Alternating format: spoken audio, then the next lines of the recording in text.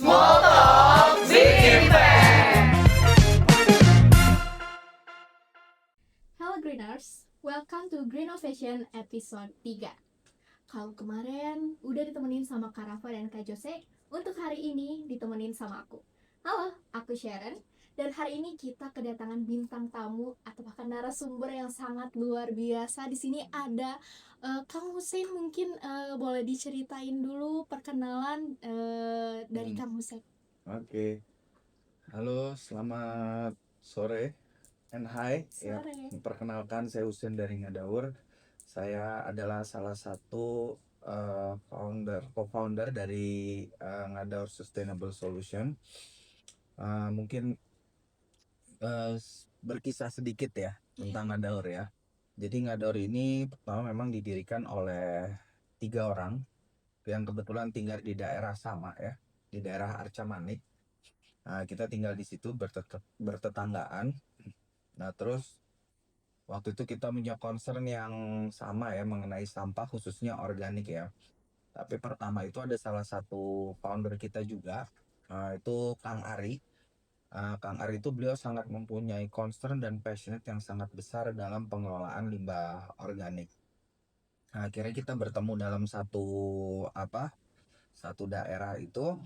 Kita coba mengolah awalnya itu adalah sampah warga, sampah organik warga. Nah, kita kebetulan di belakang itu boleh ada sebuah lahan yang kita boleh mengelola di sana gitu loh. Nah, pas kita mengelola di lahan itu, pertama itu keberuntukannya untuk sampah warga. Nah, akhirnya kita melakukan pengolahan dengan sistem agotisasi, apa dengan pengolahan composting yang dimana pertama itu adalah untuk warga gitu ya. Jadi kebutuhannya itu untuk warga. Jadi dari situ sampah organik yang timbul itu diolah ke maggot dan kita composting. Dan ada hasil maggot dan hasil maggot ini kita berikan untuk ternak. Jadi kita beternak juga. Jadi beternak awal ada kerjasama dari kelurahan juga diberikan semacam lele, ayam. Nah, pakannya itu dari si maggot ini. Nah, akhirnya maggot ini mengeluarkan kotoran yang kita sebut kasgot itu, yang akhirnya itu kita jadikan pupuk. Nah, cuman kita kan tidak punya keterampilan untuk bertani ya. Iya, Nah, betul. jadi pupuk itu kita semai aja. Nah, ternyata ada beberapa tanaman di belakang itu seperti tanaman jeruk itu yang sudah layu dan asem itu dengan kasgot itu ternyata dalam waktu mungkin kalau normalnya kan kalau tidak salah tuh eh, tanaman jeruk itu tumbuh mungkin sekitar 3 bulanan ya. Tapi kan itu kan ternyata bertumbuh lebih cepat dan jeruk yang sudah pahit itu sudah asem itu dia berubah menjadi manis. Berubah menjadi manis kita semuanya. Terus akhirnya dari situ kita setiap hasil pertanian yang dari pengolahan sampah limbah organik itu diambil oleh warga. Nah, cuman kegiatan sosial ini tidak bisa kita lakukan terus menerus kalau kita tidak bisa berdiri sendiri pastinya. Betul. Akhirnya kita berpikir gimana ini caranya kita, berarti kita harus membuat sebuah social enterprise ya, karena ini kan usaha yang kita bangun ini kan sebenarnya ingin memberikan impact dan value istilahnya. Tapi juga di situ kita harus berbisnis gimana supaya kegiatan kita ini juga bisa sustain, nggak bisa berharap dari warga. Akhirnya kita coba mulai konsep yang kita bangun ini. Jadi kita itu udah punya konsep bahwa kita itu sampah itu harus terpilah, segregated. Waste-nya itu harus terpilah karena dengan di situ akan bisa dioptimalkan.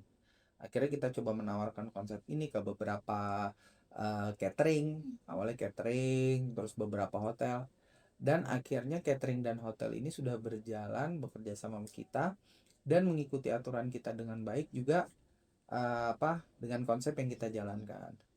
Nah, cuman karena dalam perjalanannya akhirnya klien bertambah dan segala macam, kita sudah tidak mungkin melakukannya itu di lingkungan warga. Nah, lingkungan warga dan itu kan juga menimbulkan ketidaknyamanan ya. Dari suara mesin pengolahan, jumlah sampahnya, yang seperti itu. Akhirnya kita memilih, akhirnya waktu itu kita ditawarkan untuk ditawarkan untuk bekerja sama dengan Ujo, keluarga Ujo. Saung Angklung Ujo. Iya. Tapi kita bukan di Saung Angklung Ujonya, yaitu ada namanya Ujo Ecoland. Ujo. Iya.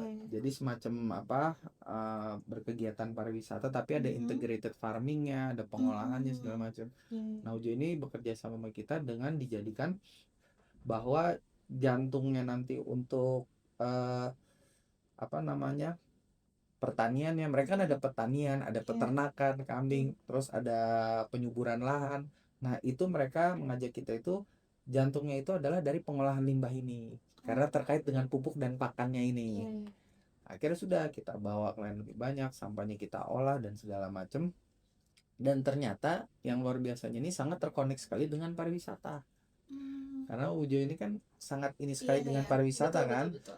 Akhirnya mulai banyak kunjungan, orang mau melihat apa Megat, gimana konsep-konsep pengolahan organik. Kita masuk di edukasi itu. Nah, sampai akhirnya kita ngobrol dengan manajemen Ujo, yang akhirnya istilahnya Ujo Ecoland tuh waktu itu belum seperti sekarang ya. Itu masih berbentuk udah semi hutan lah, kita bangun dengan seadanya lah istilahnya. Tapi karena berangkat dari semangat dan passion itu tadi, akhirnya dari banyak pengunjung, dan ternyata kondisi jalanan yang sulit dan segala macam itu akhirnya mendatangkan pengunjung itu setahun hampir 10.000. Itu dari sekolah-sekolah, bahkan sekolahnya nggak hanya sekitar Bandung, ada yang dari Depok, dari luar kota juga, bahkan dari luar negeri ada yang datang. Luar negeri Bahkan ada, nanti bisa dicek di Instagram kita kegiatan-kegiatannya apa. Banyak tamu-tamu dan akhirnya merasakan satu konektivitas, dan ternyata dampak pariwisata pun juga meningkatkan pendapatan di situ. Jadi bisa dikembangkan tempat itu segala macam, dari tiketing dan segala macam. Akhirnya selama perjalanan itu akhirnya kita juga membuka beberapa karena kan kita itu kan awalnya dari community base ya. Ya kan. Jadi kita berkomunikasi, berkegiatan dengan pemulung, berkegiatan dengan pegiat magot. Nah, kita melihat di situ bahwa potensi ini yang sebenarnya harus dikembangkan. Pengolahan sampah ini is not all about mesin, tidak harus tentang mesin, tidak harus tentang teknologi. Mungkin bisa kalau berkaitan dengan anorganik ya yang dibangun manusia. Cuman saya pertanyaan, kalau organik ini kan sampah yang dibangun dari Tuhan kan? Iya, betul. Kehidupan. Iya. Ya, mesin itu sebenarnya akan sangat akan memberikan efek juga gitu. Cuman ternyata ada pengolah terbesarnya itu apa? Yaitu harus human centris, harus kepada manusia lagi, dan juga kepada bumi yang lainnya. Akhirnya dari situ ngadaur, kita bikin semacam social enterprise, kita bangun badan usahanya berbentuk PT. Akhirnya kita melakukan edukasi ke hotel, restoran, kafe, ke beberapa warga istilahnya. Nah, untuknya apa? Tujuannya adalah mengembangkan juga potensi komunitas ini yang dibangun. Karena kami melihat dari komunitas-komunitas ini ada yang mereka punya semangat ya. Karena kan kalau community base nih, mereka punya semangat, tapi kadang mereka nggak tahu how to build. Ya. Jadi kadang semangat, yang penting bikin magot. Tapi istilahnya secara bisnisnya flow-nya tidak dijalankan.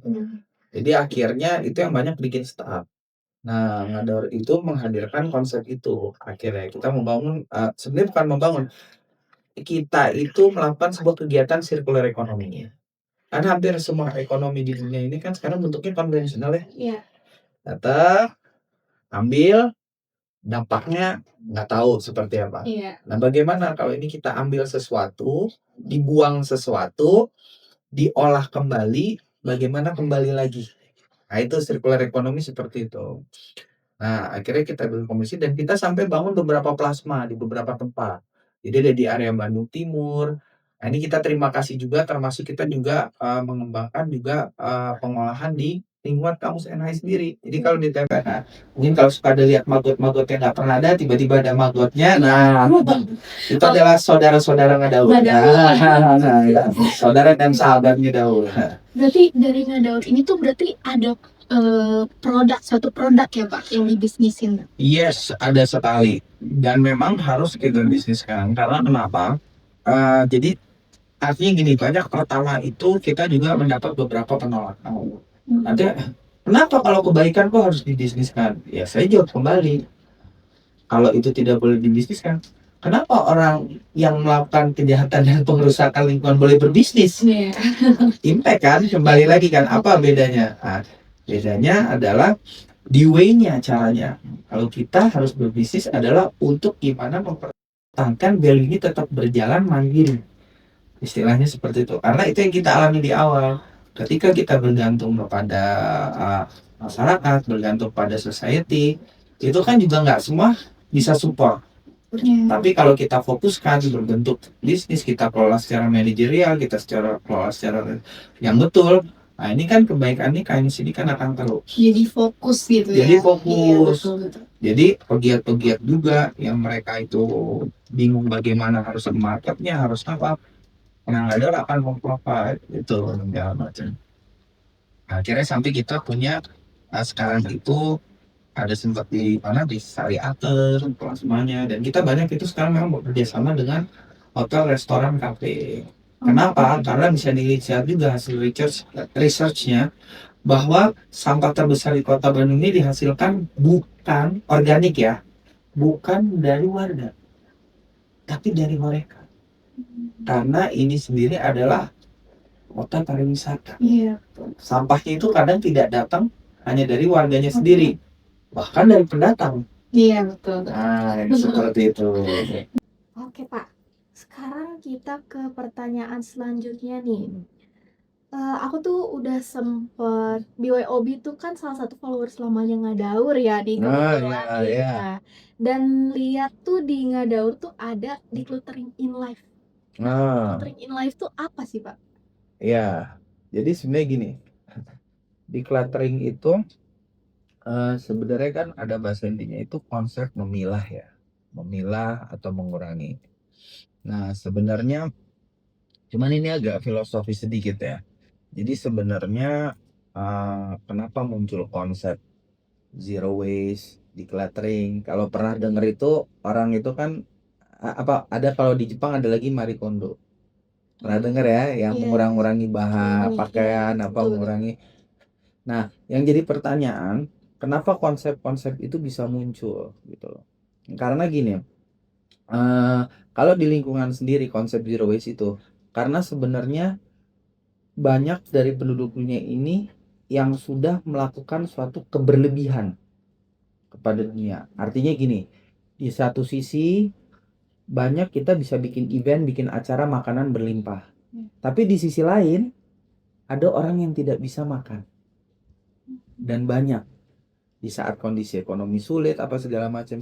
Terus belum lagi pembuangan sampah yang berlebihan secara campur yang akhirnya apa? Yang akhirnya menyebabkan gas metan, ozon bolong, open dumping di mana-mana yang seperti itu. Nah, apa hubungannya dengan decluttering?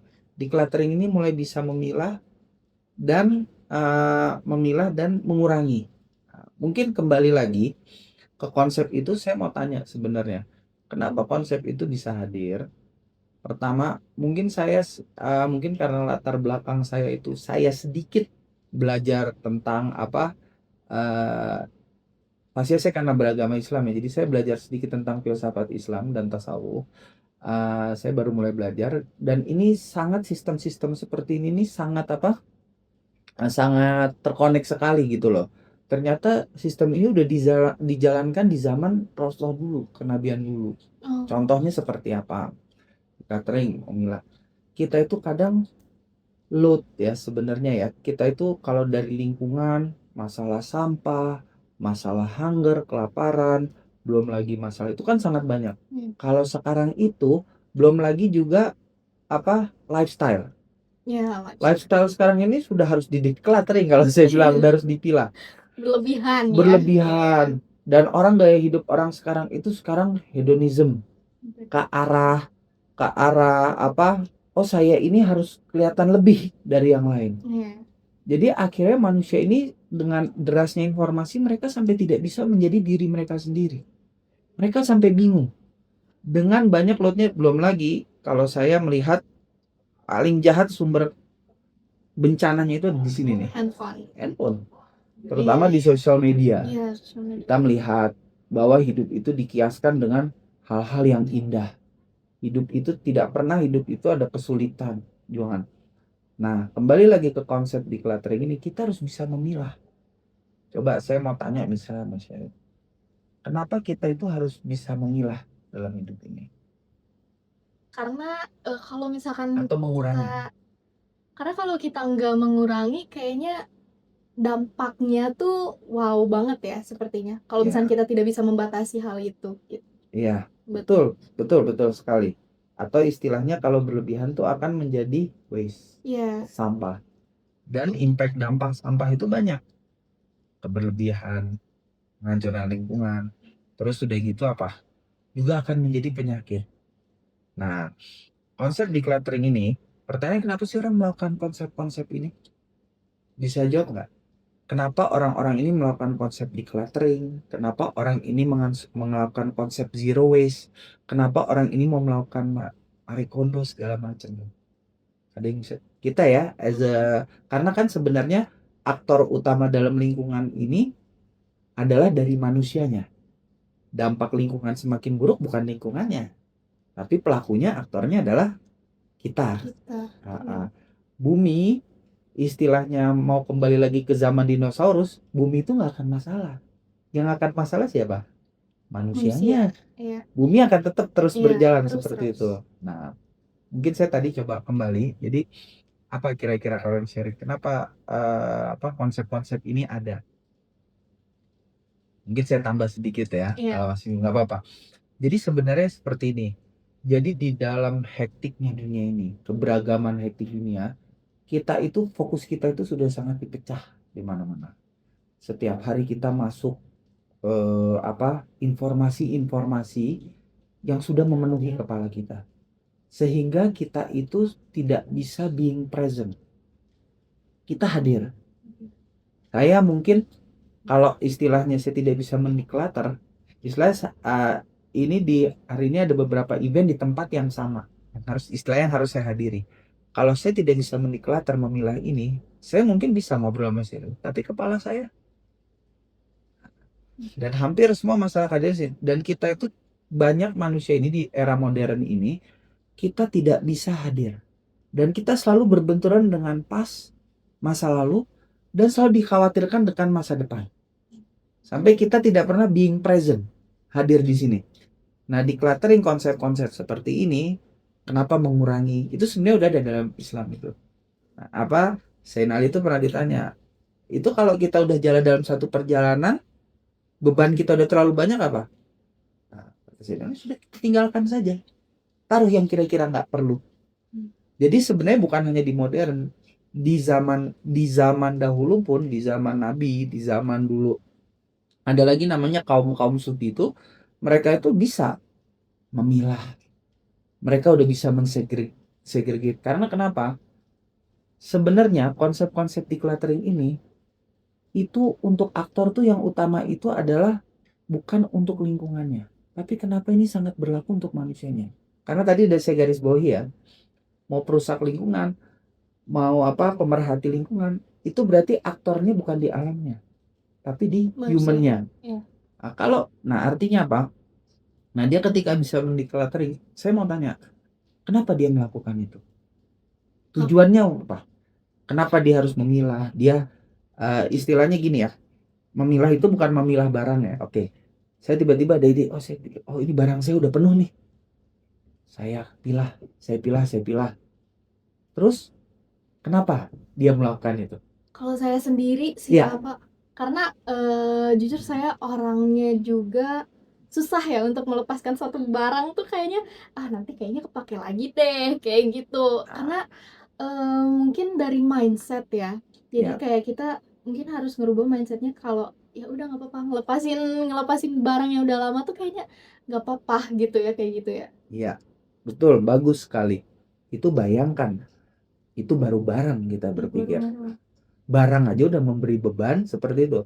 Bahkan bayangin kalau kita aja istilahnya kita punya baju misalnya 15 untuk satu orang gitu ya.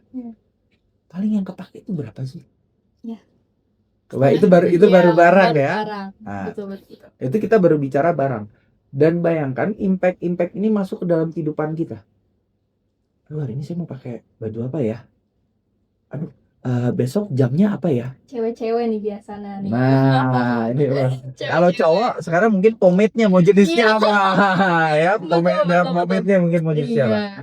Nah, masuk ke ke human-nya ini adalah, nah bayangkan kalau sudah kita mengalami load sebanyak itu, distraction, ditambah lagi kita ini tambah lagi kita tidak bisa mendeklutter diri kita.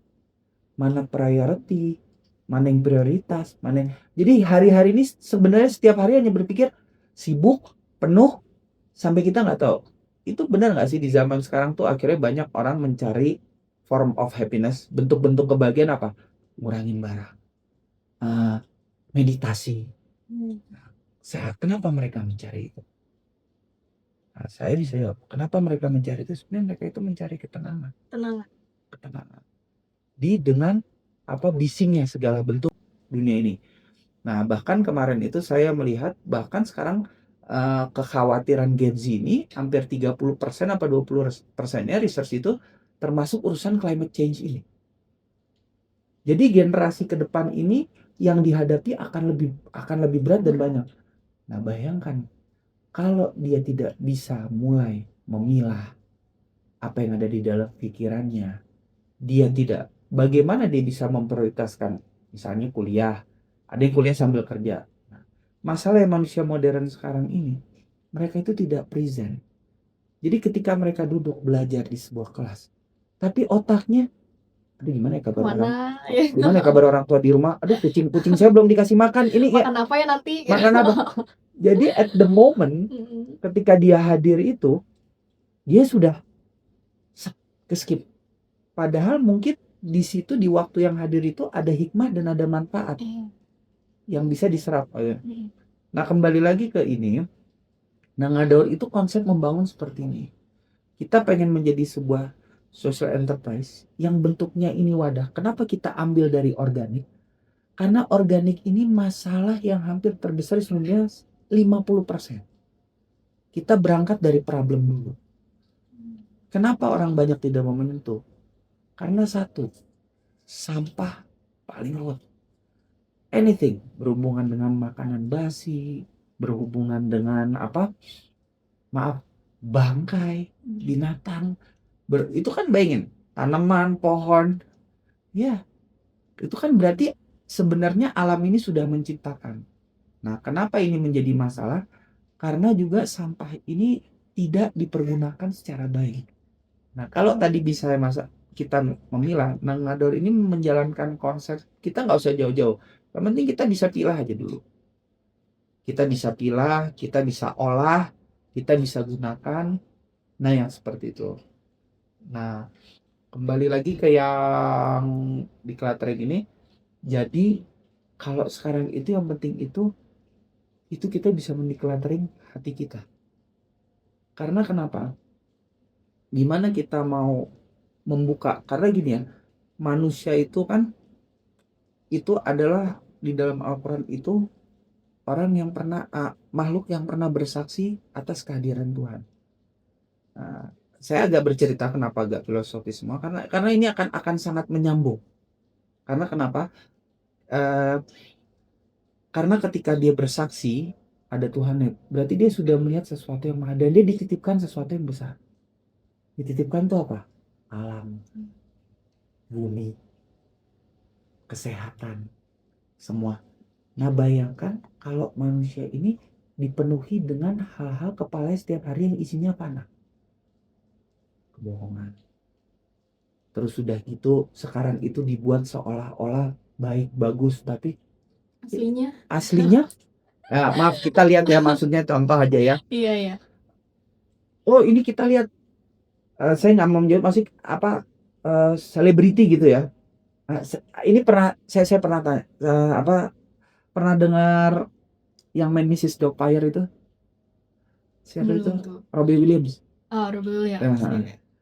Berapa banyak karya dia itu membuat bahagia orang. Iya kan? Karya-karyanya kita semua kan semua ketawa ngeliat dia. Tahu artinya kenapa? bunuh diri. Why? Orang yang memberi happiness tapi dia tidak bisa masuk ke dalam dirinya. Nah, artinya apa? Declutter ini apa? Memilah. Itu kita harus bisa memilah mana prioritas kita, dan kita juga jangan lupa dengan diri kita. Nah, kenapa Ngadaur ini juga bergeraknya ke sana? Kita pengen ini kita fokuskan kepada human centris. Nah, karena kenapa? Karena kita melihat sampah yang berasal dari alam ini harus dikelolanya juga lewat alam. Mesin segala macam itu is a part of, not all solution istilahnya. Tapi Tuhan ini sudah menciptakan ini semua. Dan saya juga baru sadar manusia ini terbuat dari apa? Dari tanah. Dari tanah. Sampai ada orang bilang kalau lagi pusing stres peluk pohon. Iya, Kita kan nggak bisa menjelaskan kenapa kita peluk pohon. Tapi kalau di sininya kita penuh peluk pohon malah sakit. Kayak kerasa semua nggak enak. Iya kan? Iya. Kenapa sekarang ada istilah lagi grounding, jalan kaki nggak? Itu sebenarnya apa sih? Sebenarnya orang kan mau mencari ketenangan. Healing ya. Iya, healing. Kalau bahasa sekarang healing ya, penyembuhan. Tapi yang saya lucu adalah healing sekarang salah. Healing itu dikonotasikan dengan jalan-jalan, ketawa-ketawa. Abis itu setelah itu selesai, balik lagi, pusing lagi. Berarti kan itu belum melakukan detoksifikasi kan? Nah itu decluttering in life ini ya, arahnya itu yang kita bentuk salah satu ke sini. Ada zero waste and sustainability for young generation. Karena beban yang dihadapi generasi selanjutnya, ini akan arahnya ke sana. Kenapa? Kita melihat sekarang hampir banyak bisnis-bisnis yang menghancurkan lingkungan. Iya kan? Banyak mengambil semua ini dari bumi. Banyak dari kita lihat ya berita lah di mana-mana, tanah-tanah adat semua, orang-orang yang udah beratus-ratus tahun hidup dengan alam. Nah, bayangkan populasi manusia berkembang, sudah gitu kebutuhan akan pakan dan segala macam sangat banyak, dan bumi kita satu, lahan kita tidak bertambah. Lah kalau kita tidak taruh makanya Ngadaur ini memulai dari sebuah titik kecil, di mana kita harapkan titik kecil ini akan bisa memberi impact, value. Istilahnya karena apa? Karena semua ini memang kita mulai dari yang kecil. Nah, mungkin Ngadaur ini pengen hadir ini kenapa melalui fokusnya sampah organik. Kenapa ingin memberikan, kita bukan cuma hanya sekedar bisnis yang running, pengangkutan, bayar. No. Harus ada humannya. Harus ada know why-nya. Kenapa ini? Nah, jelas, masalah di dunia itu organik 50%. Sampah yang menyebabkan gas metan terbesar. Ya.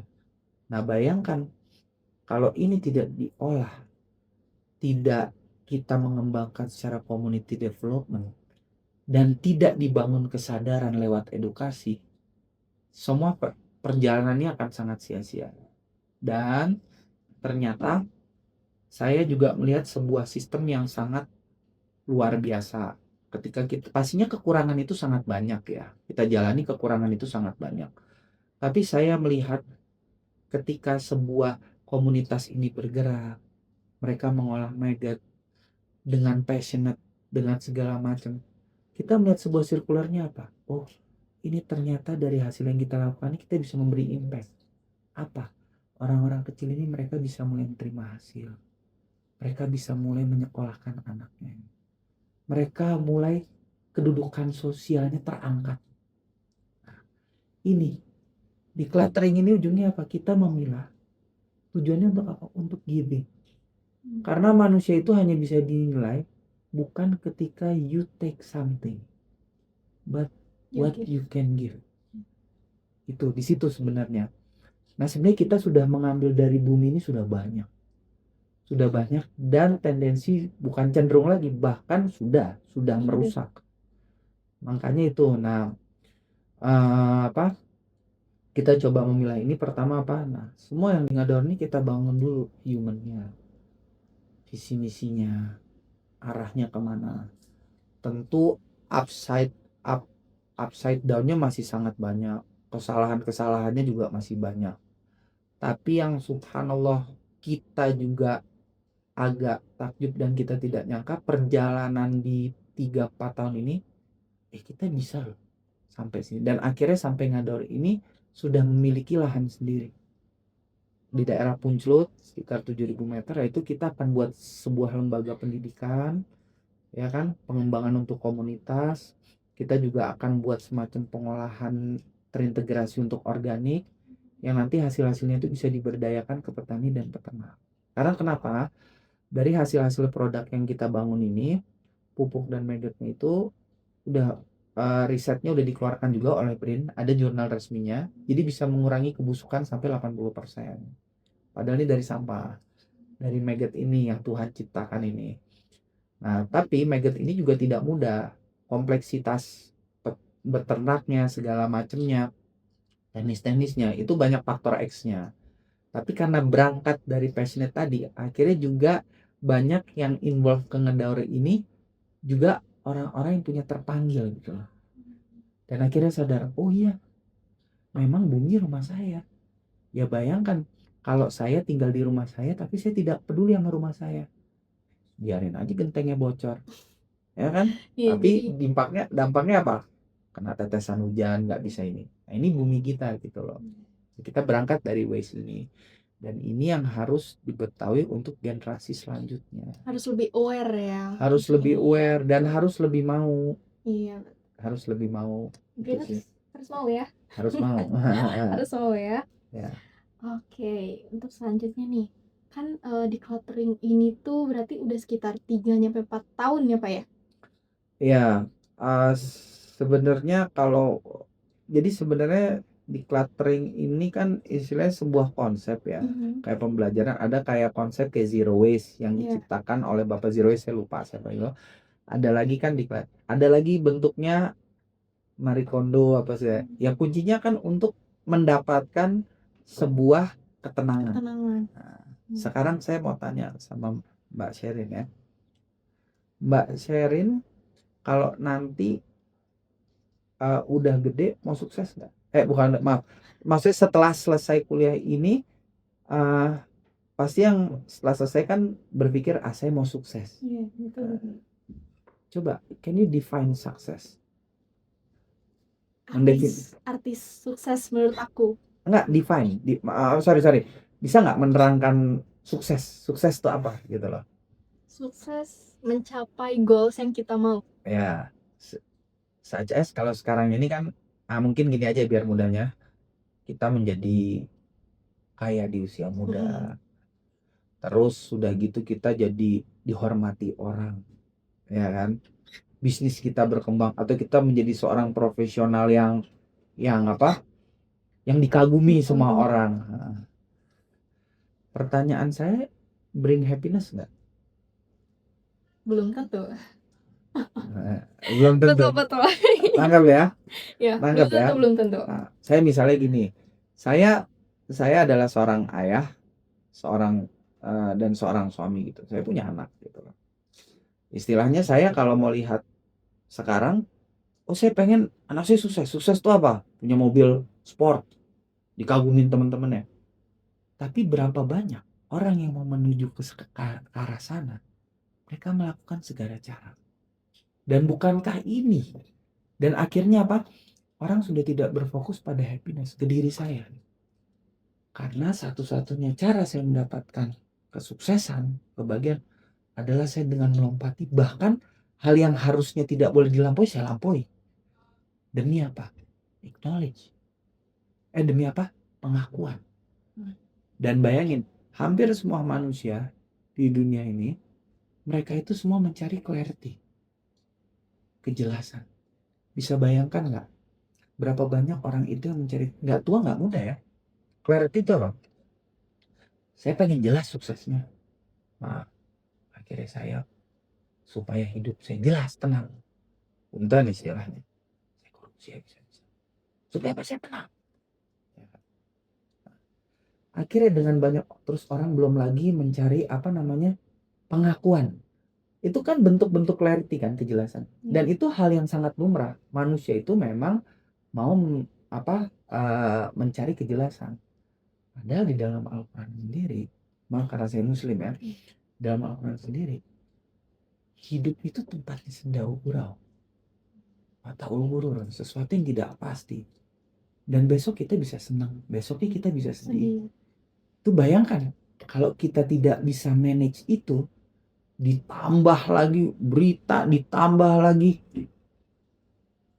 Dan berapa banyak orang-orang yang udah sukses kayak ini dan akhirnya mereka jalur bunuh diri. Karena apa itu tadi? Mereka tidak bisa memarikondo, mendeklater, Mencari ketenangan. menzero waste istilah diri mereka itu. Iya. Karena kenapa? Ya akhirnya at the end mereka tidak mencapai ketenangan. Bahkan ada sesuatu yang ekstrim. Sifat manusia itu memang sifatnya itu sudah didirikannya itu, di build up-nya itu penyayang, pengasih, seburuk apapun mereka. Contoh, orang itu banyak orang-orang yang kena penjara itu kalau kabur mereka akan pulang kemana? Paling gampang ditangkapnya di mana? Di rumah orang tuanya, di rumah keluarganya. Itu pembunuh apa segala macam. Artinya apa? Artinya adalah mereka itu, manusia itu rindu untuk kembali. Nah artinya apa?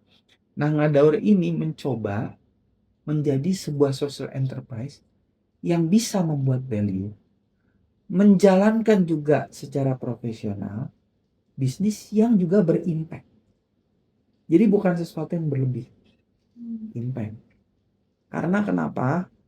Karena ini akan sangat banyak mendiklat. Ketika kita sudah bisa banyak menyelesaikan masalah yang ada di dunia ini ya, terutama kalau kita kan fokusnya di zero waste and sustainability. Ini aja masalah di Indonesia ini, sampah dipilah aja gak beres-beres. Tapi daripada kita menyalahkan, lebih baik kan kita berbuat sesuai yang kita mampu. Nah, makanya terima kasih juga kepada NH yang juga bekerja sama kita, menerima kita di sini, yang istilahnya juga mau bekerja sama lah. Up and down-nya juga sangat banyak, tapi istilahnya ketika udah di satu fokus dan tujuan, ini yang akan menjadi ini maju istilahnya. Yang akan dicapai gitu. Yang akan dicapai, betul. Gitu. Oke Pak, mungkin selanjutnya boleh dijelasin nih mengenai psikologi decluttering itu apa sih ini? Oke. Jadi kembali lagi ya, kalau ilmu di psikologinya tuh kan artinya impact ya untuk ke humannya ya. Nah, ini kan mungkin kita lihat ada bisa bentuk-bentuk seperti scarcity mindset, sering menimbun karena takut butuh suatu hari nanti. Terus ada lagi decision fatigue, banyak barang sama dengan makin sulit mengambil keputusan. Terus emotional attachment, sulit melepas barang karena memori. Iya. Nah, decluttering sini kan latihan melepas, fokus pada value. Nah, mungkin kalau dalam psikis manusia itu tadi seperti itu, kalau kita scarcity misalnya sering menimbun karena takut. Nah, itu seperti yang saya ceritakan kayak tadi, kalau di era sekarang itu kita menimbun derasnya alur informasi. Bahkan sedikit simpel aja, kita memfollow, ya kita misalnya punya sosial media gitu ya, kita memfollow sampai kadang ketika kita buka sosial media itu it's impact to our mental, iya kan? Iya. Tapi betul. kita nggak bisa unfollow itu karena ada satu kekhawatiran, dan kadang kekhawatiran itu tidak berdasar gitu loh. Nah, memang kenapa? Kayak misalnya kita buang, ya sudah. Overthinking duluan ya. Overthinking, kalau bahasa sekarang ya. Overthinking. Overthinking ya, itu. Kenapa itu? Dan ada satu penelitian bahwa stres itu katanya bukan di dalam kepala. Stres itu katanya nanem di dalam saraf dan sendi. Di tubuh. Di tubuh. Jadi dia istilahnya kayak, saya takut salah ya, cuman kemarin saya ketemu dengan orang itu, dia bilang seperti itu. Kenapa orang badannya suka pegel-pegel, suka sakit? Itu karena stres itu timbulan-timbulannya itu di sini. Sedikit saya kembalikan lagi karena saya seorang muslim. Saya melihat ayat di dalam Al-Quran itu, setan itu kerjaannya dua. Kerjaannya itu dia membisikkan, memberi informasi. Dan ternyata dalam Al-Quran tuh setan itu bergerak dalam nadi manusia. Itu bisa dicek dalam Al-Quran. Artinya dia berputar bersama diri kita semua. Nah, apa hubungannya dengan ini? Ya ini, kita ini kan hampir setiap hari berkomunikasi in ourselves. Kalau dengan tidak kepala kita, dengan hati kita. Iya, Bayangkan kalau antara kepala dan hati ini tidak nyambung. udah sinkron. Hati menginginkan sebuah kebaikan, sebuah ketenangan. Sedangkan di atas diisi sesuatu yang semua masuk kadang bertentangan. Kita akan jadi apa? Yaitu kita secara fisik kita bisa present, tapi secara mental atau ruh kita mungkin tidak ada. Nah kayak misalnya nih, terus decision fatigue, banyak barang banyak makin sulit mengambil keputusan. Ya ini yang dialami oleh generasi sekarang gitu loh. Gimana bisa mengambil keputusan? Dan istilahnya dikit-dikit karena udah, saya sih nggak nyalain ya, tiba-tiba dikit-dikit, wah saya pengen healing dulu deh. Karena kenapa? Karena mereka sudah lahir dari gadget. Mereka udah ter-attach dengan dunia sosial media. Kita harus tahu dunia sosial media ini di-run by algoritma.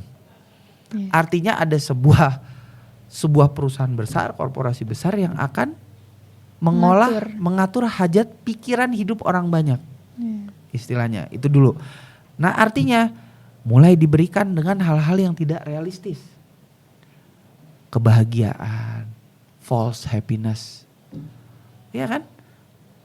Kekayaan palsu, yang istilahnya kayak sekarang itu kalau lihat di sosial media, mungkin ya karena saya berkeluarga gitu ya, wah lihat suami istri pelukan di Eropa gitu kan?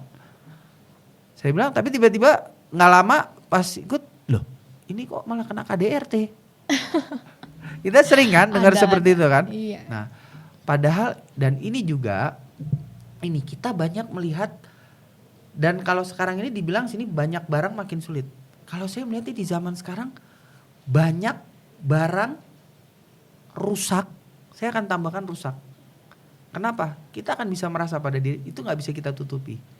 Yang kita simpen, yang kita akhirnya sulit. Kalau barang baik kita masih bisa. Nah, itu emotional attachment, sulit melepas barang karena memori. Kalau dulu mungkin belum era sosial media segala macem, ya kita itu interaksi tuh media tuh, dan kita melihat banyak hal-hal baik. Kita bahkan bisa belajar dari orang-orang tetangga sekitar. Kalau sekarang kita belajar, maaf istilahnya, oh saya mau jadi ahli ini, belajar sebentar di YouTube. Terus kita masuk ke diri kita, saya udah ahli. Bayangkan orang-orang yang belajar itu bertahun-tahun, terus dia lebih memilih diam. Bukan karena dia tidak mau berkata, cuman kadang ya ini generasi sekarang ini. Nah akhirnya sulit melepas barang, ya ini yang akhirnya menjadi sebuah penggumpalan, yang akhirnya apa? Kita gak bisa present, hadir. Jadi kita akan jadi manusia yang rapuh, kita akan jadi manusia yang sulit berpikir. Nah, makanya kalau Gen Z sekarang dikit-dikit healing. Tapi nyari healingnya tidak kembali ke dalam diri, tapi nyarinya keluar. Makin lagi informasi dan segala macam. Nah itu mungkin dalam psikologi itu seperti itu. Dan yang sangat saya melihat sekarang itu ada istilah namanya hedonic treadmill. Hedonic. Jadi orang itu, jadi istilahnya kayak kacamata kuda. Tujuan goals apa? Harta, kekayaan. Terus kita lari di treadmill. Tapi tiap kita makin lari, kok nggak bisa nuju gitu loh. Tapi once kita udah buka ini, ternyata kita di sini hanya butuh ketenangan kok. Kita hanya butuh untuk menjadi manusia kok. Nah, jadi latihan melepas, fokus pada value ini kalau di cluttering, kalau saya menangkapnya deh being present. Waktu ini ya sudah kita fokus. Tapi kalau kita berpikir lagi masa depan, kita khawatir lagi, berpikir lagi sakit pada urusan masa lampau. Kita pernah disakiti orang masa lampau, kita timbun itu. Ini kan termasuk ini kan? Iya, betul. Dan saya tanya, kalau itu kan menimbulkan luka ya. Karena kalau luka itu tangan kita bisa tahu semua. Oh tahu. Tapi kalau luka dalam batin, Nggak ada yang tahu. Nggak ada yang tahu apakah memori masa kecil apa dan Iya, itu iya. akan berdampak gitu loh. Nah itu pentingnya kita present yang seperti itu. Nah decluttering itu saya melihat seperti itu, latihan Oke. melepas, fokus pada value. Oke. Nah iya, Ya. jadi kalau misalnya metode praktis yang bisa kita jalankan ya tadi, jadi kita ada misalnya box method.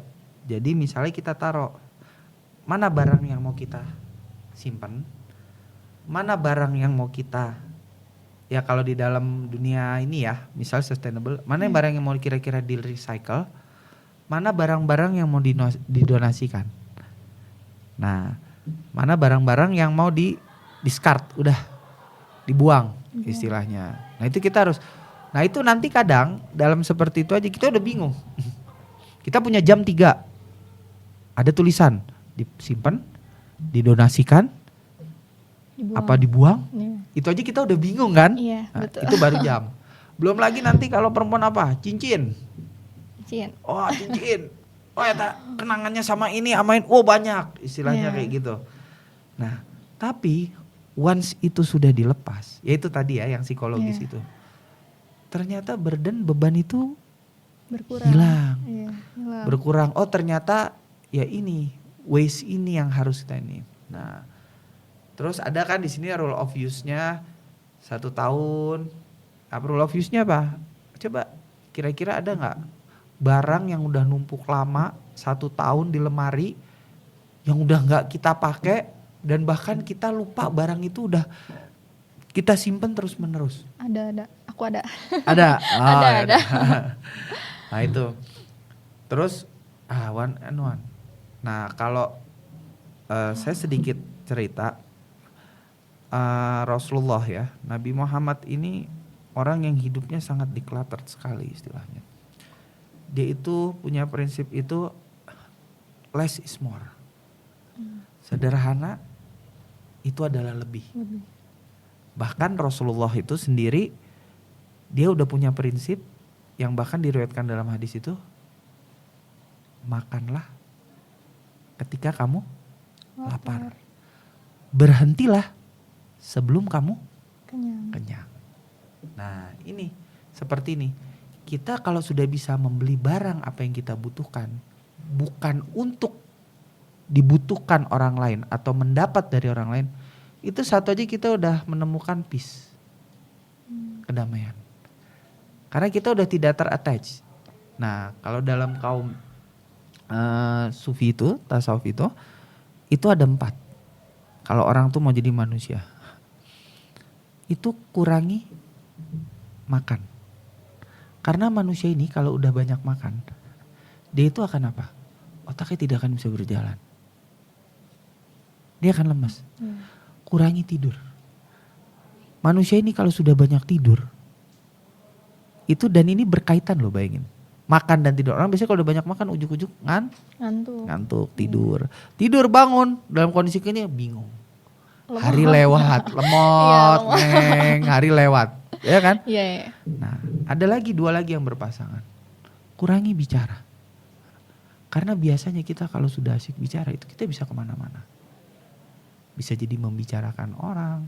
Dan akhirnya kita bicarakan keburukan atau apapun orang ini masuk ke dalam memori muscle kita, mental kita. Dan itu kan jadi nyimpen di sini. Nanti akhirnya orang ini udah gak begitu tapi kita akan teringat, enggak loh. Saya punya perasaan sama orang ini dulu masih, padahal orangnya udah gak begitu. Yang keempat ini apa? Kurangi bergaul. Artinya apa? Kurangi bergaul ini apa hubungannya dengan ini? Ini sangat attach sekali. Karena kenapa? Saya kembali lagi tadi. Kenapa manusia melakukan ini? Tadi kuncinya. Mereka hanya mau mencari ketenangan. Mereka mau mencari kebahagiaan. Nah kembali tadi bergaul itu bukan artinya kita di kamar gak ketemu orang. Enggak. Tapi kita membatasi.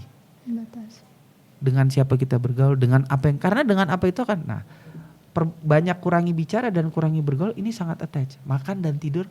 Nah ketika kita sudah bisa lakukan ini yang seperti tadi box method. Mungkin bentuknya ini ya box method, rules of use, 1 in 1 out.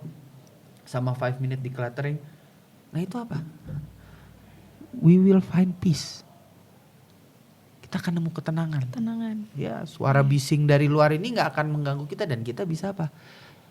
Kita akan fokus. Nah, masalah manusia modern ini juga kenapa melakukan decluttering? Karena mereka mau mencoba mengontrol apa yang tidak mampu mereka mengontrol. Contoh, ini kenapa sih teman saya kayak gitu? Saya pengen dia baik. Sekarang saya emang bisa ngontrol Sharon? Enggak. Nggak bisa. Saya juga nggak bisa ngontrol saya. Yang bisa saya kontrol siapa? Hanya diri saya sendiri. Dan Iya. momen present ini istilahnya. Nah, seperti itu. Nah, metode-metode ini salah satu bentuk yang mungkin bisa mengubah ke arah sana. Karena kuncinya di decluttering ini, arahnya ini adalah to find peace, ketenangan. Nah, yang seperti itu. Langsung merubah mindset ya berarti ya. Mindset. Mindset. Dan akhirnya kita akan apa? Kita akan bisa jadi human. Manusia itu paling sulit apa sih? Tahu nggak? Apa tuh? Manusia itu paling sulit hanya jadi manusia. Bener nggak? Iya sih. Coba. Iya ya. Human tuh kalau kita resapin, dalemin, wah, manusia itu simple. Cuman sekarang manusia ini sulit buat jadi dirinya. Karena dengan banyak ininya. Itu sih. Oke. Untuk next, kita ini kan hidup di era 4.0 ya Pak, yang dimana tuh sangat-sangat berhubungan dengan teknologi. Yes. Nah, kalau decluttering in digital life tuh bagaimana sih? Oke, decluttering in digital life. In digital life. Yaitu kan kita harus bisa memilah kan. Iya. Apalagi nggak bisa dinafikan. Hampir kehidupan kita manusia modern ini bahkan bisa kita bilang 24 jam ini bersama our gadget. Iya, handphone. Iya.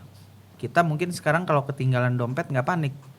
Tapi kalau ketinggalan handphone, Panik. istilahnya udah mau sampai tempat tujuan bisa-bisa kita balik. Balik lagi. Ternyata sepenting itu gadget itu. Iya. Dan sudah sebegitu menjerat ke kehidupan kita. Nah, artinya apa? Artinya berarti kan kita harus bisa mengurangi. Kita harus bisa intensitas kita kurangi. Karena kenapa? Misalnya kita cobalah sosial media apps ya. Saya mau tanya, sosial media apps ini share ini apa? Gen Z ya mungkin ya? Iya, Gen Z. Gen Z. Saya ini apa ya?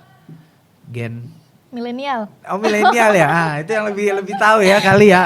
Cuman kan ada perbedaan itu yang saya harus supaya kita enak dulu nih kan. Menyesuaikan.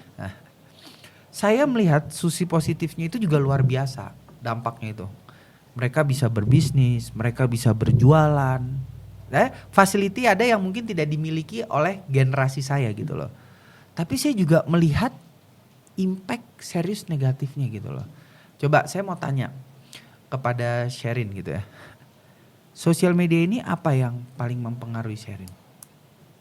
Atau Sherin pergunakan untuk apa? Kalau aku sendiri kadang untuk live update atau lihat sesuatu yang bisa menginspirasi aku untuk kehidupan sehari-hari. Bagus, betul. Itu kan sangat baik sekali ya. Iya. Cuman juga kita jangan lupa bahwa betapa banyak yang negatif ini juga lebih banyak berkeliaran. Yang itu akan bisa membentuk personality kita. Iya kan? Nah, salah satu itu kita gak usah jauh-jauh. Kayak ini aja, hapus aplikasi tidak penting. Mungkin kalau dibuka apps kita itu ada puluhan. Ya, tapi yang banyak. kita pakai Itu lagi. itu lagi. Iya, itu lagi. Karena apa? Secara mentally, suatu saat saya butuh. Tapi toh ternyata kalau kita bisa mulai memilah, kita bisa mulai mengurangi, it's fine. It's okay. Yang kedua, nah ini kalau buat Gen Z ini. Unfollow akun yang tidak penting. Yang bisa membahayakan ketenangan Anda. Lihat misalnya, mas kuliah kan? Kuliah.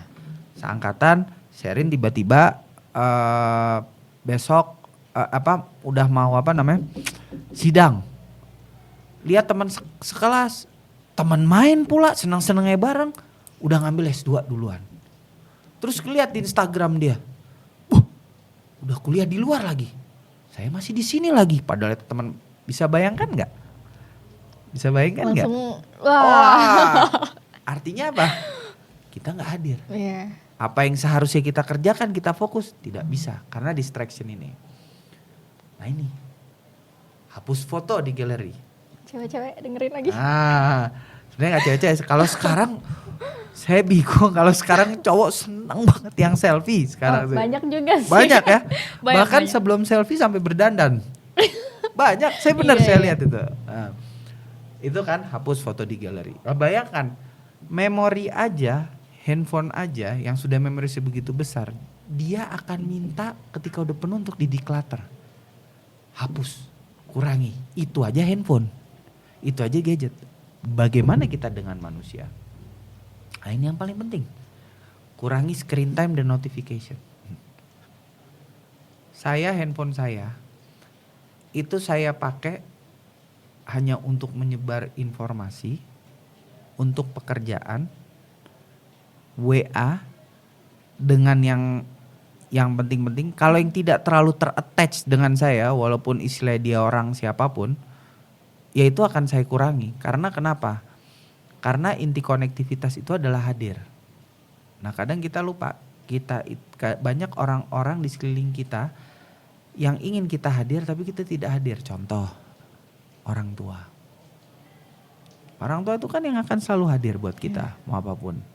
Tapi istilahnya kita itu, udahlah karena deket gampang lah atur. Istilahnya gitu, teman, sahabat, keluarga, siapapun lah orang. Nah di dunia digital life ini yang sangat hektik dan sangat sibuk, kadang justru kita mencari yang jauh, yang kita berharap bisa dekat, tapi kita lupa yang ada dekat di depan mata ini justru kita jauhin. Iya. Nah itu esensi buat mental kita kan udah kebayang kan. Nah ini nih, kurangi screen time. Nah ini, hapus pesan lama WA. Saya itu pernah ada file-file, biasanya kan banyak di pekerjaan ini kan ada file-file penting, perjanjian kerjasama apa. Nah itu saya udah save di beberapa tempat, ada teman-teman juga yang nge-save gitulah tim. Tapi pas WA ini kehapus, kan suka tiba-tiba kalau pas handphonenya ganti dia yang chat-chat yang dulu nggak ada. Nggak ada. Ternyata it's not a problem. Dan ternyata saya nggak boleh. Kalau orang kan, ini supaya jadi bukti. Ini kita pegang. Kamu dulu pernah sama saya, istilahnya. Ini jadi hal-hal yang seperti itu gitu loh. Nah, itu bayangkan digital life ini apa ya istilahnya? Fragile-nya itu, rapuhnya itu lebih bahaya lagi. Karena apa? Sudah kita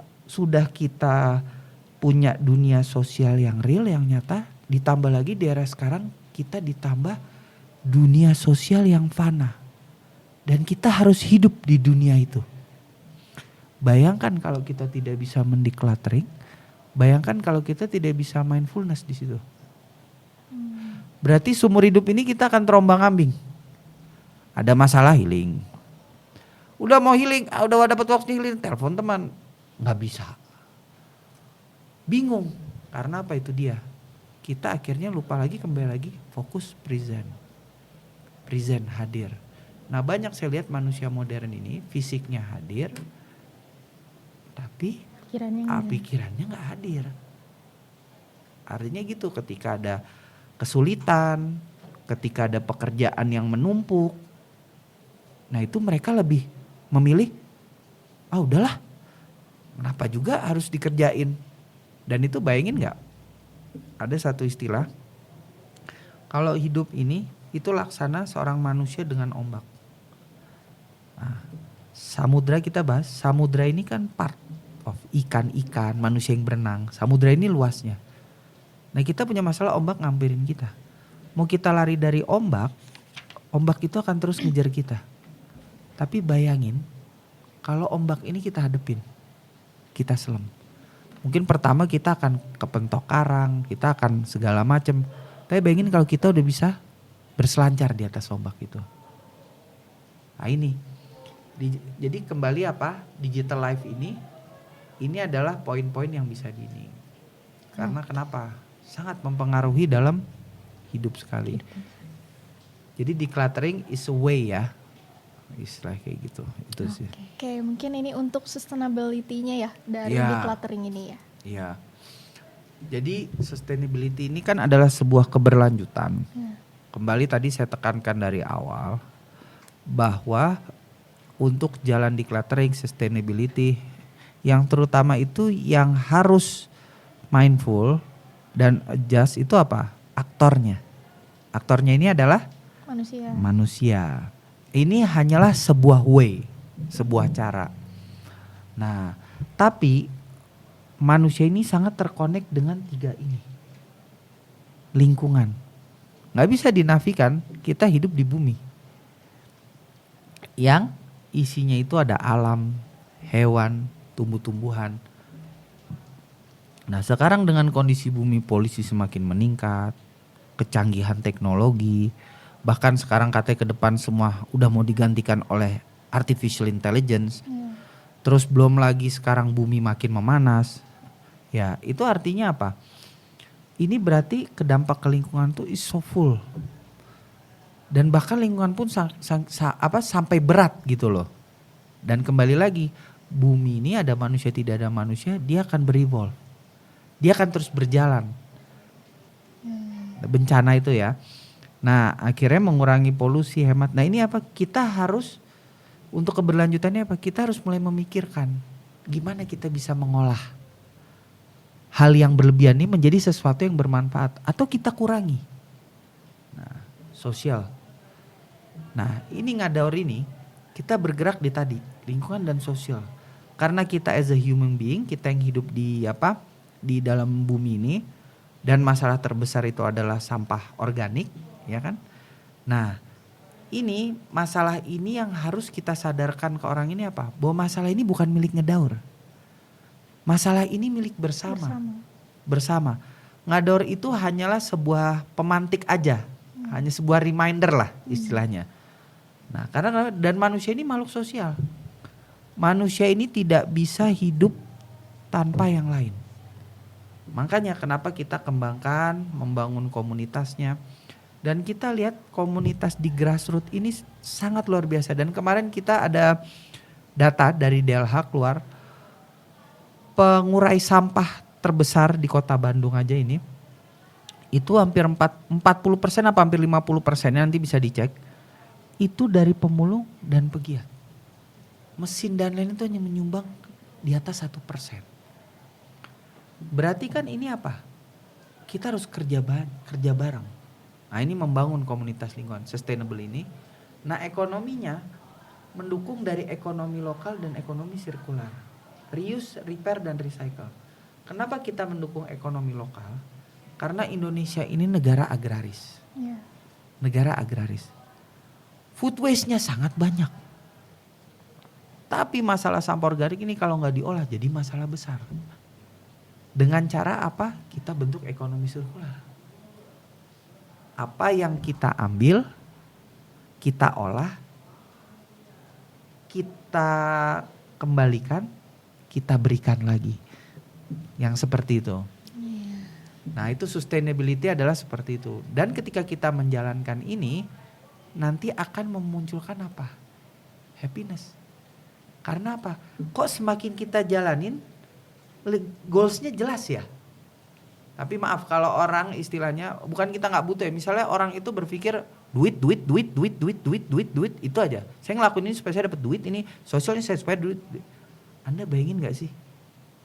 Pusingnya akan seperti apa? Tapi ketika impact sosial, ekonomi, dan itu dia, ketika sebuah way jalan keluar itu, ya apa yang kita pikirkan berupa duit, itu nanti akan datang, akan datang dengan sendirinya. Itu konsep sustainability keberlanjutan itu. Oke, mungkin pertanyaan selanjutnya nih, aku sempat ngepoin juga nih Instagram Ngadaur. Ya. Nah, terakhir tuh tentunya Ngadaur ini punya prestasi secara nasional ataupun internasional ya.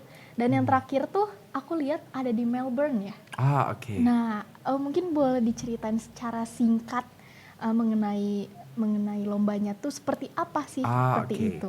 Siap.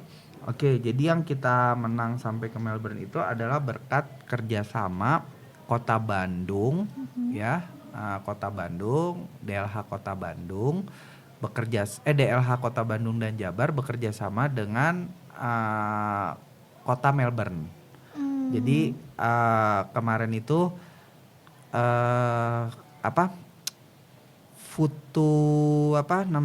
Jadi temanya itu Food Waste Challenge. Food Waste Challenge. Jadi diarahkan untuk sampah organik di kota-kota yang sampah organiknya besar ini bisa menjadi energi, bisa jadi pemberdayaan komunitas, bisa jadi itu. Nah, kemarin dari beberapa kota Bandung itu diterima, salah satunya itu adalah Ngadaur terpilih. Jadi kategorinya adalah pasar, kategorinya adalah hotel, restoran, kafe, dan kategorinya adalah airlines. Nah, akhirnya kita istilahnya mengemukakan konsep seperti apa, dan akhirnya kita menang dan diberangkatkan kota Melbourne. Nah, waktu itu salah satu founder kami itu Kang Ari yang berangkat ke sana. Kang Ari berangkat, pas Kang Ari berangkat itu dia menjelaskan tentang konsep apa Ngadaur ini. Nah, kita sampai bisa akhirnya kita menang di kategori airlines. Jadi kita menang juara 1 di kategori untuk mengelola sampah catering Aerofood. Aerofood ini cateringnya maskapai penerbangan di Indonesia, istilahnya kayak gitu. Akhirnya kenapa? Ada salah satu jurinya tuh bilang in this partisipan ini semua berbicara tentang teknologi. Tapi hanya Ngadaur ini yang berbicara tentang human. Building community segala macem. Karena apa? Dan mereka pun juga sangat interest karena mereka pengen mengembangkan juga skala basis komunitas di kota mereka untuk masalah sampah organik. Karena berapa banyak juga banyak mesin yang dikembangkan yang di ini dan itu masih prototipe dan banyak false-nya juga gitu loh istilahnya. Tapi kalau lewat pengembangan komunitas, magotisasi, kompos, nah Bumi itu pun juga sudah bisa mereduce itu semua gitu loh. Nah, kita sih itu sih, dan juga dari tadi sampai ke skip, dan juga dari kita juga menunjukkan produk-produk kita juga berupa pupuk, pakan ternak. Jadi impactnya itu sampai seperti apa gitu loh. Yang seperti itu. Akhirnya kita menang itu karena itu kita juara 1. Luar biasa ya Ngadaur ini. Jadi ini mewakili Indonesia berarti yang Ngadaur ini ya? Iya, tapi dari kota Bandung. Dari kota Bandung. Dari kota ya, karena kan DLH-nya ya yang mengadakan itu. Oke. Mungkin ini pertanyaan terakhir. Harapan Ngadaur untuk 5 tahun ke depan. Harapan Ngadaur untuk 5 tahun ke depan ya.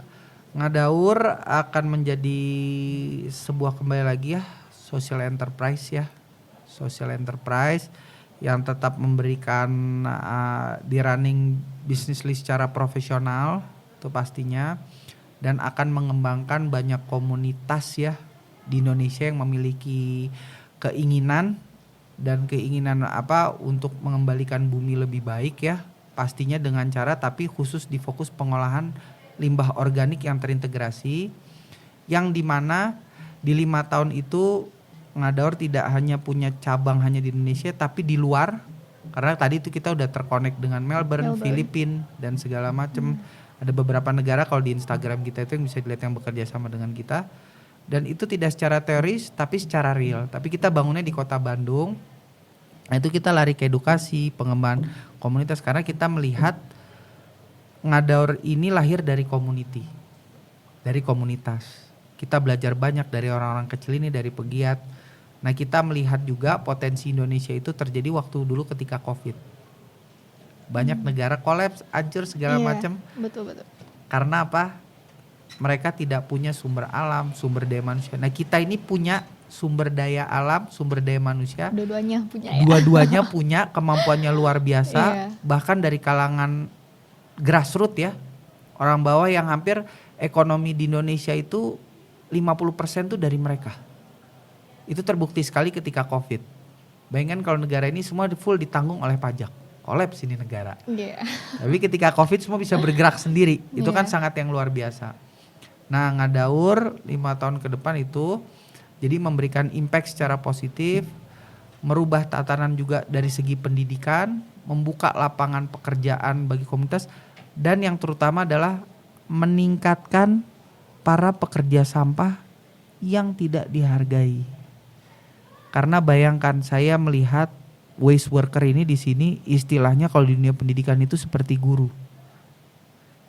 Guru itu di sini diminta ikhlas. Pekerjaan mereka berat loh. Megang anak orang, belum megang keluarganya, belum pulang kadang. Saya kadang suka ngeliat kayak anak saya aja tuh masih malam itu nerima. Berarti kan pulang ada. Nah itu bayangkan. Nah waste worker saya ngeliat tuh, saya tidak bayangkan kalau waste worker ini serentak 4 hari berhenti ngangkut sampah warga aja di seluruh Indonesia. 4 hari aja. 4 hari udah taruh aja sampah di rumah kita. 2 hari aja kita bingung. Iya, apalagi 4 hari ya. 4 hari apalagi. Kita pengen kolaborasi dan dengan semua stakeholder. Dengan pemerintah, dengan swasta. Supaya apa? Kindness ini react. Berjalan. Kebaikan. Jadi istilahnya orang yang di luar ini pun merasakan Ngador ini, oh ini bukan sebuah perusahaan. Tapi ini adalah sebuah lembaga yang berdiri mandiri, yang memberikan impact kepada apa yang ada di sekitarnya. Itu sih kalau harapan. Dan Ngador akan ada di mana-mana, tidak hanya di Indonesia, bahkan di luar negeri. Mungkin nanti bisa collab sama BYOB kali ya. Oh iya, sudah sering collab kayaknya kalau acara. Next event ya. Next event. Oke, gak kerasa ya. Ngobrol-ngobrol nih Nggak udah kerasa. panjang lebar banget nih. Sekarang Panjang kita sudah lebar. di penghujung acara. Terima kasih juga Mbak Sherin. Terima kasih untuk Pak Hussein udah bersedia untuk menjadi narasumber di Sama-sama. Green Innovation Podcast di episode 3 ini. Ya. Oke. Terima kasih juga buat NHI, kolaborasinya juga terima kasih. Mudah-mudahan kita bisa membangun NHI lebih baik Ya, dari semoga waste-nya kedepannya ini. Ngadaur dan Biob Agent dapat melanjutkan usaha bumi yang bersih, asri dan juga berkelanjutan. Oke. Don't forget to like, comment, subscribe, and share. Oke, ada satu request nih dari aku. Kalau aku bilang Green Innovation Podcast, nanti Pak Hussein bisa bilang Small Talk, Big Impact. Small talk, Big Impact. Oke. Oke. Green Innovation Podcast, Small talk, big impact. Thank you.